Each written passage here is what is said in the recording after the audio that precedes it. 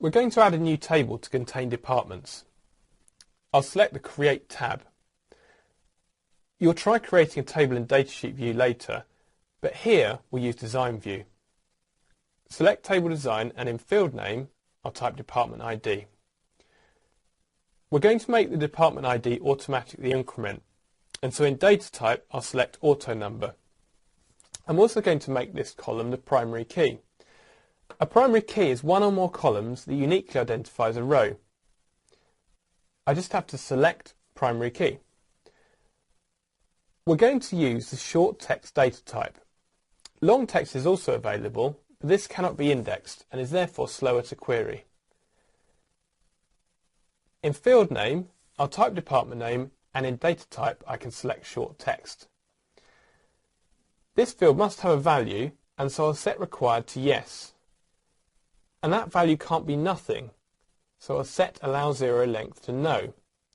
We want to index this field to make it faster to search, and we also want to prevent duplicate values. So I'll set index to yes, no duplicates. We're adding a manager column. In field name, I'll type manager, and in data type select number. And this will be populated by looking up ID values from the employee table. So I'll select the Lookup tab. We want to create the lookup now. We'll display the values as a combo, which is a drop-down box. So in Display Control, I'll select Combo Box. The source is an SQL query, but we can build this with a graphical designer. SQL is the name of the language that sits behind these queries, and I'm going to create it graphically.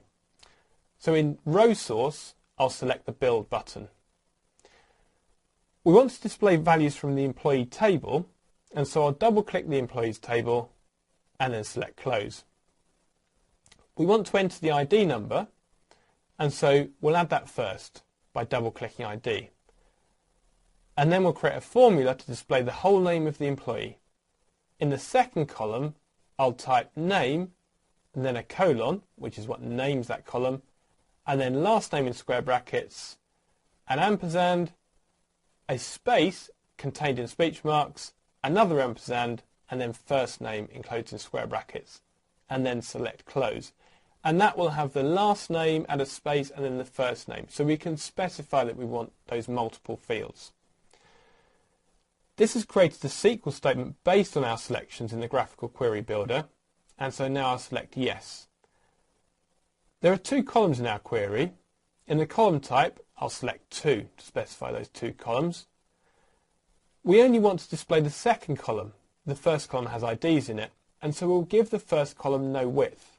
So in column widths, I'll type 0, 3 centimetres. We don't want any additional values, so in Allow Value List Edits, I'll select No. And we don't want values that don't match our row source. So in Show Only Row Source Values, I'll select Yes. We're now going to add a location.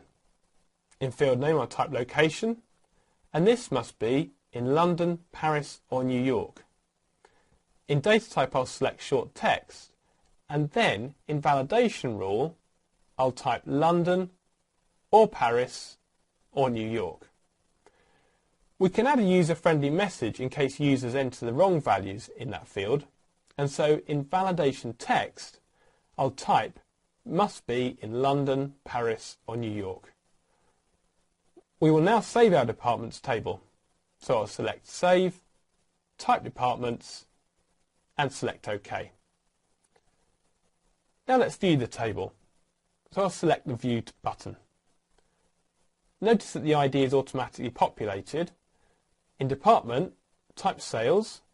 Notice the employees are listed from the Employees table, and although this is being stored as a number, we have told the table to display a name. Select Manager and select one of the managers. In Location, type Madrid and press Tab. Notice that the validation rule prevents invalid entries.